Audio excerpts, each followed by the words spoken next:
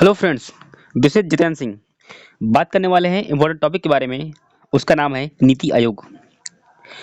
ये क्लास आज master class होने वाली है। इस वीडियो में लास्ट तक जो व्यक्ति रुकेगा, नीति आयोग से संबंधित जितने प्रश्न होंगे सभी आप प्रॉपर तरीके से कर पाएंगे। यही हमारा उद्देश्य है। इस चैनल में हमेशा बेस्ट कंटेंट अपलोड कराया जाता है। तो चलिए क्लास को स्टार्ट करते हैं। और ये नीति आयोग से संबंधित जितने प्रश्न आपके एग्जाम में बनेंगे या फिर बनने वाले हैं, उन प्रश्नों को प्रॉपर तरीके से रिव्यू करते हुए चलेंगे। तो ध्यान रखिए, क्लास की वो लास्ट में वॉच करना है, बने रहना है, तो ही इस क्लास से आप लोग अच्छा सीख पाएंगे। आप जब क्लास में लास्ट में पहुंचेंगे तो खुद महसूस करेंगे कि बेस्ट कंटेंट आप लोगों के लिए दिया जा रहा है। ठीक है, तो हम स्टार्ट करते हैं। बात करते हैं नीति आयोग। एक मिनट, हाँ ठीक है। नीति आयोग कभी कभार नीति आयोग के बारे में पूछ लिया जाता है। पहली बात, इसका फुल फॉर्म क्या है नीति का, यानी ऐसे ही। एक मिनट, हाँ। नीति आयोग, नीति, इसका फुल फॉर्म है नेशनल नेशनल इंस्टीट्यूट फॉर। इस जगह पर ऑफ है, वहाँ कभी कभार फॉर में देता है। जब कभी आपसे एग्जाम में प्रश्न पूछेगा या आपसे एग्जाम में पूछेगा कि हाँ नीति आयोग की फुल फॉर्म क्या होती है, तो कभी कभार यहाँ पर आप लोगों को, यहाँ पर आप है वहाँ पर आपको फार दे देगा। अब आपको यही पर कंफ्यूजन हो जाएगा कि यहाँ पर दरअसल आप फार है या ऑफ है। तो ध्यान रख के चलना है, यहाँ पर ऑफ है। ओके, ये यहाँ यानी कि यहाँ पर ही ऑफ है। ओके, इसका पूरा नाम है, नीति आयोग का फुल फॉर्म है national institute of transforming India. इसका फुल फॉर्म नीति आयोग का। राष्ट्रीय भारत परिवर्तन संस्थान इसका हिंदी में नाम है, इंग्लिश में इसका नाम है national institute of transforming India. ये एक थिंक टैंक है। थिंक टैंक मतलब केवल सोचने काम करता है। और ये योजना आयोग के बाद इसको बनाया गया था, यानी योजना आयोग के स्थान पर इसका नया संस्थान बनाया गया था, यानी गठित हुआ था नीति आयोग के बाद में। कब बनाया गया था? 1 जनवरी 2015 को बना था। इसमें सदस्य कौन कौन होते हैं, इन्हीं के बारे में हम प्रॉपर तरीके से बात करने वाले हैं। आपको कमेंट करना है कि हाँ कंटेंट आपको लोगों को जो दिया जा रहा है अच्छा है या नहीं है। कम से कम आप एक कमेंट कर ही सकते हैं। चलिए, इसमें कौन कौन से व्यक्ति शामिल होते हैं। ये बोलना सरकार का या थिंक टैंक है, यानी केवल सोचने काम करता है, यानी ये करंट अफेयर्स वगैरह बढ़ाता है, बाकी ये करता किसी काम का नहीं है। ओके, इसमें ये उल्लेख किया गया है कि जो प्रधानमंत्री होगा वही इस कमेटी का सदस्य, वही इस यानी वही सदस्य होगा, अध्यक्ष होगा इस संस्थान का। जैसे अध्यक्ष वर्तमान में प्रधानमंत्री होगा, प्रधानमंत्री पद पर जो व्यक्ति होगा वही इसका अध्यक्ष होगा, किसका? नीति आयोग का। सेकंड, जैसे वर्तमान समय में आपके मोदी जी हैं, सभी जानते हैं। उपाध्यक्ष, उपाध्यक्ष जो व्यक्ति होगा वो प्रधानमंत्री पीएम के द्वारा नियुक्त किया जाएगा। बात करते हैं इसके उपाध्यक्ष का नाम क्या है? सुमन बेरी है, सुमन बेरी, ऐसे सुमन बेरी, सुमन बेरी। और सबसे अच्छी बात, ये महिला नहीं पुरुष है। सुमन बेरी इसके उपाध्यक्ष किसके? नीति आयोग के, वर्तमान समय के हैं। देखिए सुमन बेरी ये पुरुष है, महिला, पुरुष है, महिला नहीं है। ठीक है, इसके जो पदेन सदस्य होते हैं कौन कौन से होते हैं? केंद्रीय मंत्रिपरिषद से अधिकतम 4 सदस्य, यानी कि जो कैबिनेट सेंटर के मिनिस्टर होते हैं वो 4 होते हैं। अधिकतम संख्या उनकी 4 हो सकती है, वो भी प्रधानमंत्री द्वारा नामांकित किया जाएगा, नामित किया जाएगा। ओके, इसका एक सीईओ है, इसका नाम है परमेश्वर अय्यर। परमेश्वर अय्यर इसके सीईओ है, किसके? नीति आयोग के। ये क्या है? ये एक जो सदस्य होते हैं इनके 4 सदस्य हैं। आप लोग कभी देखेंगे, सर्च करेंगे कि नीति आयोग के कौन कौन 4 सदस्य हैं। बात करेंगे सदस्य में, ये पूर्वकालिक सदस्य हैं, वो भी 4 हैं। ठीक है, और अंशकालिक सदस्य, पूर्वकालिक सदस्य 4 हैं जो कि इसमें दिखाया नहीं गया है, लेकिन अंशकालिक सदस्य इसमें मैक्सिमम 2 हो सकते हैं। इसमें से प्रश्न आपके सभी प्रश्न बनेंगे जी। हर एक लाइन इसकी इंपॉर्टेंट, हर लाइन इसकी इंपॉर्टेंट है, चाहे इसका उपाध्यक्ष हो, चाहे इसके सीईओ, चाहे उपाध्यक्ष, ये प्रधानमंत्री द्वारा ही नामांकित किया जाएंगे। ठीक है, या नामित किए जाएंगे। बात करते हैं गवर्निंग काउंसिल। इस गवर्निंग काउंसिल में कौन कौन से व्यक्ति शामिल होते हैं? इसका एक अध्यक्ष होता है, मैंने आपको पहले बताया, प्रधानमंत्री आपके मोदी जी। उपाध्यक्ष सुमन बेरी। इसका पदेन जो सदस्य होता है, इसके एक सीईओ होता है जिसको बोलते हैं परमेश्वर अय्यर, वर्तमान समय के वही हैं। ठीक है। इसके और कुछ पूर्वकालिक सदस्य होते हैं और राज्यों के जो सीएम होते हैं, राज्यों के मुख्यमंत्री होते हैं, जैसे हमारे प्रदेश के उत्तर प्रदेश के मुख्यमंत्री योगी आदित्यनाथ हैं, तो इस वे गवर्निंग काउंसिल के सदस्य होंगे। फिर जो यूटीएस से जो यूटीएस के जो प्रशासन है, जिसे आप लोग यूटीएस जो एलजी हैं के प्रशासन है, वो भी इसके सदस्य होते हैं। गवर्नर काउंसिल, ठीक है। बात करते हैं आयोग, ये कैसा है? ये एक थिंक टैंक है। थिंक टैंक है। इसका कार्य क्या होता है? इस कार्य का क्या ही है, ये नीति निर्माण, ये नीति का निर्माण करता है और विकास की प्रक्रिया में निर्देश एवं परामर्श देता है। किसको? प्रधानमंत्री को। क्षमता निर्माण, प्रौद्योगिकी अन्य उन्नयन एवं ग्राम स्तर पर योजना से लेकर सहयोगपूर्ण संघवाद को बढ़ावा देने का कार्य करता है। यानी मैंने आपको ऊपर ही बोला था कि ये थिंक टैंक है, ये मात्र सोचने का काम करता है और सच में ये केवल सोचता भर है, करता कुछ नहीं है। नेक्स्ट बात करते हैं कि राष्ट्रीय विकास परिषद यानी कि एनडीसी, नेशनल डेवलपमेंट काउंसिल, यानी विधानोत्तरी निकाय है। इसका कार्य क्या है? इंपॉर्टेंट, इसका कार्य क्या है? कार्य है योजना निर्माण एवं क्रियान्वयन, यानी कि जो योजना का यह निर्माण करेगा और उसके क्रियान्वयन में जैसे संसद जब कोई कानून बनाती है, उसका क्रियान्वयन करने का काम कोर्ट का होता है और प्रशासन का होता है, जैसे पुलिस वगैरह, यही इनका क्रियान्वयन काम यही करते हैं किसी कानून का। तो राज्यों के सहयोग पाना और नीति आयोग के बाद प्रशासनिकता को कम करना, इसका ही कार्य है।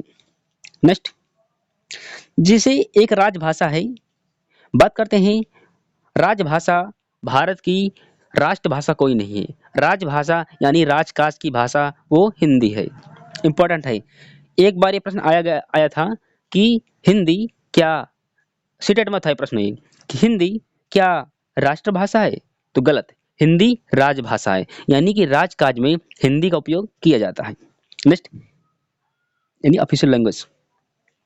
बात करते हैं कि हिंदी यानी राजभाषा का उल्लेख भाग 17 में किया गया है और निर्वाचन का उल्लेख भाग 15 में किया गया है।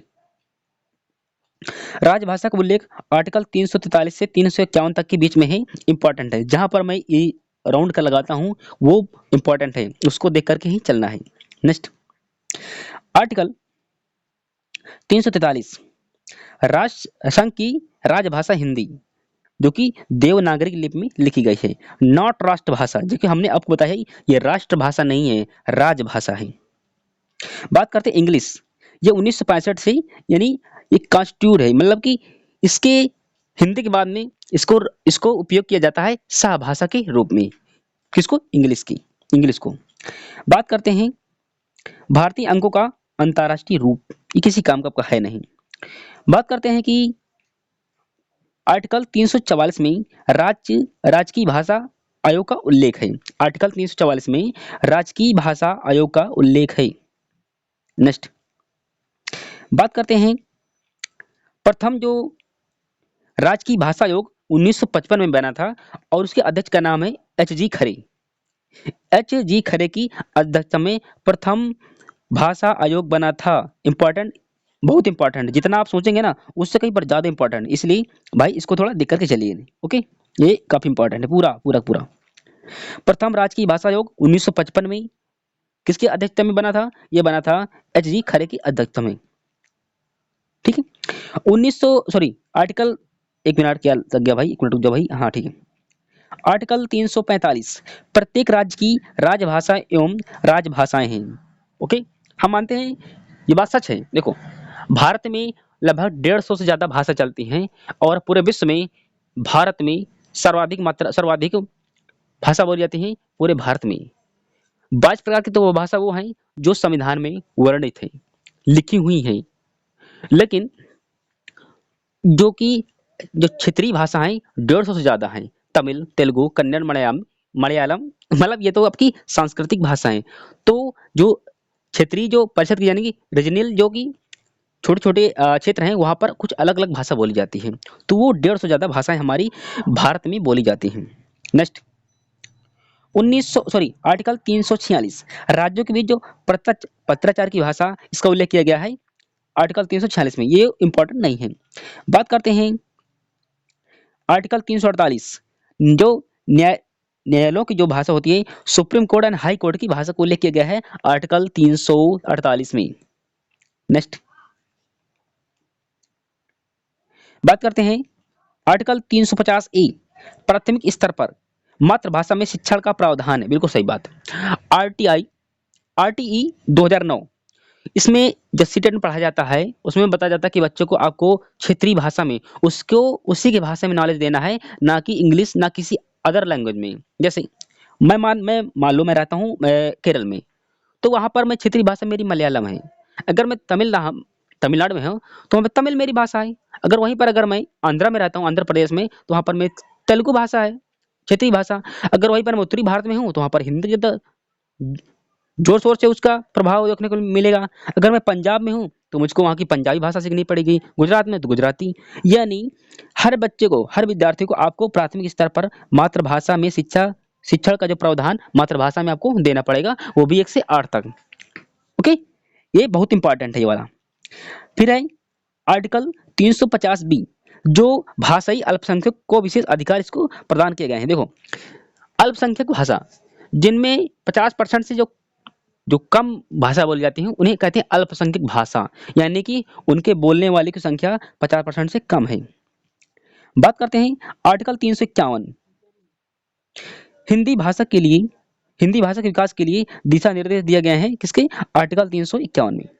अब देखो, जब मूल संविधान में 14 भाषा थी, जो मूल संविधान में इसका उल्लेख 8वीं अनुसूची में किया गया है, क्योंकि संविधान में पूरी 12 सूचियां हैं। वर्तमान में जो संविधान लागू हुआ था उसमें 8 थी। जब संविधान लागू हुआ तो उसमें पूरी 14 भाषा थी, यानी 14 के आसपास भाषा थी, और वर्तमान में 22 भाषा का उल्लेख किया गया है। इससे पहले अनुसूची का टॉपिक मैंने ऑलरेडी पॉलिटी में करवा दिया है, इसी चैनल पर पढ़ा है। बहुत प्रॉपर तरीके से मैंने बोर्ड में करवाया है। उसको आप वीडियो को जाकर के देखिए, और बहुत अच्छे तरीके से मैंने बताया भी है। और आप इसको 2 बार देख लीजिए, गारंटी चीज को आपको अनुसूची से कोई भी प्रश्न आपका छूटेगा नहीं। नेक्स्ट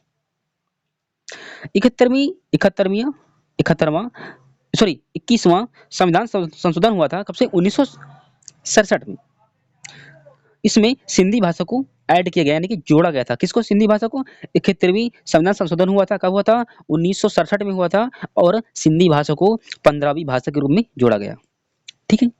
नेक्स्ट 71वां, फिर इसके बाद में 71वां संविधान संशोधन हुआ। फिर इसके बाद में 1992 में, यहाँ पर कभी कभार आपको, जहाँ 1992 में वहाँ है, वहाँ पर कभी कभार आपको 193 देखने के लिए मिलेगा, लेकिन जो कि गलत है सरासर। आप लोग गलती कहाँ पर करेंगे, आप लोग गलती यहाँ पर कर सकते हैं, इसलिए आपको पहले दिया गया है कि 71वां संविधान संशोधन हुआ था 1992 में। वहाँ पर 3 भाषा को जोड़ा गया। नमक, 1 मिनट में हटा देता हूँ पहले पूरा नमक, ना ऐसे 1 मिनट भाई। नमक। अब कहेंगे ई का चक्कर भैया, कुछ नहीं। ना से नेपाली, जैसे आपको लिखा है ना से नेपाली, फिर मा से मणिपुरी, और का से कोंकणी। ठीक है, नमक। यानी कि 71वां संविधान संशोधन हुआ 1992 में, और हमने नमक को जोड़ा, और उसमें ना से नेपाली, मा से मणिपुरी, का से कोंकणी की भाषा को हमने जोड़ा गया है। इसके बाद में अगला जो हमारा हुआ, इसको जोड़ दी। अब आपको जोड़ना आता है, जोड़िए। 1 1 2 हो गया, और 7 2 9, यानी ये तरीका है पढ़ने का, सबसे अच्छा बेस्ट तरीका है। 1992वां संविधान संशोधन हुआ कब, 2003 में हुआ। इसमें 4 भाषाओं को जोड़ा गया। मैं बॉस को डोंगरी खिलाऊंगी, ये ट्रिक है, तरीका है, जो कि हमने उसमें बताया भी है अनुसूची में, इसलिए हमने बोला है कि वो मास्टर वीडियो है अनुसूची का। बोडो, डोगरी, संथाली और मैथिली, इसमें 4 भाषाओं को जोड़ा गया है। ठीक है, बात करते हैं। देखो, इसमें पूरी 22 भाषा है, देख लो। जैसा जैसा भाषा जुड़ी है वैसा देखो, 15 में से सिंधी जुड़ी, फिर इसमें देखो इसमें क्रम से नहीं है, इसमें नेपाली, मणिपुरी और कोंकणी 71 हुई, और डोंगरी और बोडो, मैथिली और संथाली, यह हो गए 91 से। यानी पूरी 22 भाषा का उल्लेख किया गया है भारत की संविधान की 8वीं अनुसूची में। ठीक है। बात करते हैं, ये कुछ शास्त्रीय भाषा हैं। शास्त्रीय भाषा 6 हैं, और इसके जो फोक डांस है, जो शास्त्रीय नृत्य हैं, वो 8 हैं। भाषा 6 नृत्य 8, भाषा 6 नृत्य 8। कौन सा है? सभी सबसे सबसे प्राचीन भाषा, जो सबसे प्राचीन सांस्कृतिक भाषा, शास्त्रीय भाषा थी, उसका नाम है तमिल। जो तमिलनाडु के में रहते हैं वहाँ पर तमिल भाषा चलती है। तो तमिल सबसे पुरानी शास्त्रीय भाषा है। इसके बाद में संस्कृत, फिर तेलुगु, फिर कन्नड़, फिर मलयालम, केरल, फिर उड़िया यानी कि उड़ीसा में चलती उड़िया। देखो तमिल तमिलनाडु, संस्कृत उत्तरी भारत में और दक्षिणी भारत में इसका काफी जोर शोर से प्रचार प्रसार है, आज भी है। तेलुगु आंध्र प्रदेश में, कन्नड़ कर्नाटक में, मलयालम केरल में और उड़िया उड़ीसा में। यानी 2000 सबसे पुरानी भाषा उसका नाम है तमिल और सबसे नवीनतम भाषा का नाम है उड़िया, यानी जो कि 2014 में इसको जोड़ा गया शास्त्रीय भाषा के रूप में। नेक्स्ट, इसको जो आपातकालीन का जो उपबंध है, इसको हम कल आपको पढ़ाने वाले हैं। आप लोग कमेंट करने वाले हैं कि आपको वीडियो कैसी लग रही। मैंने अपना बेस्ट देने का प्रयास किया इसमें, इसलिए मैंने बोला था कि जो इस वीडियो में रुक पाएगा कुछ लेकर के जाएगा, जो नहीं रुक पाएगा कुछ नहीं लेकर जा पाएगा। तो हमारा यही प्रयास रहता है कि हम बेस्ट कंटेंट अपलोड करें। आप लोग को कुछ नहीं, आप लोग को मात्र एक कमेंट करना है कि हाँ, जो आपको कंटेंट दिया जा रहा है अच्छा है या फिर अच्छा नहीं है। और मेरा पढ़ाई तरीका हो सकता है कुछ गलत हो, क्योंकि भगवान कोई इस पृथ्वी पर नहीं है। तो अगर हमारा तरीका से लगा, अच्छा लगा कि खराब लगा। और जाते-जाते मैं एक बात और कहना चाहूँगा कि हम मानते हैं कि चैनल हमारा छोटा है, सब्सक्राइबर हमारे पास कम है अभी। आप लोग अगर एक चैनल को सब्सक्राइब कर पाएँगे, तो आपका जो मोबाइल का वेट है बढ़ नहीं पाएगा, उतना ही रहेगा ना। तो हम प्रयास करेंगे कि चाहेंगे अगर आपसे हो सके, आप चैनल को सब्सक्राइब करिए और हमारी ओर से ऐसी वीडियो पाइए। तो चलिए मिलते हैं नेक्स्ट वीडियो में, तब तक के लिए जय हिंद, वंदे मातरम। और एक कमेंट जरूर करिएगा कि हाँ, क्लास आपको कैसी लगी, अच्छी लगी या नहीं लगी। और इसका फीडबैक आप कमेंट बॉक्स के माध्यम से आप मुझको देने वाले हैं, ऐसा कुछ मैं उम्मीद करता हूँ। तो चलिए, स्वस्थ रहिए, मस्त रहिए और अपनी तैयारी में व्यस्त रहिए। तो आपको जो नेक्स्ट क्लास होने वाली है वो है आपातकाल की। आप लोग कंटेंट देख लीजिए कितना बेस्ट कंटेंट है, और जितना मुझसे हो पाता है उतना मैं कराने वाला हूँ। तो इससे संबंधित जितने प्रश्न आपको एग्जाम में आएंगे, आपको मैं प्रॉपर तरीके से बताने वाला हूँ कि कहाँ पर आप लोग गलती कर सकते हैं और कहाँ पर आप लोग गलती नहीं करने वाले हैं। तो चलिए, हमारा राष्ट्रीय उपबंध हम पढ़ने वाले हैं, और आप लोग अगर चाहें तो पहले से भी पढ़ के आ सकते हैं, क्योंकि जब आप लोग पढ़ के आएंगे तो जब पढ़ेंगे तो आपको अच्छा आनंद, अच्छी बेटर फीलिंग महसूस होने वाली है। ठीक है, तो मिलते हैं नेक्स्ट वीडियो में, तब तक के लिए जय हिंद, वंदे मातरम।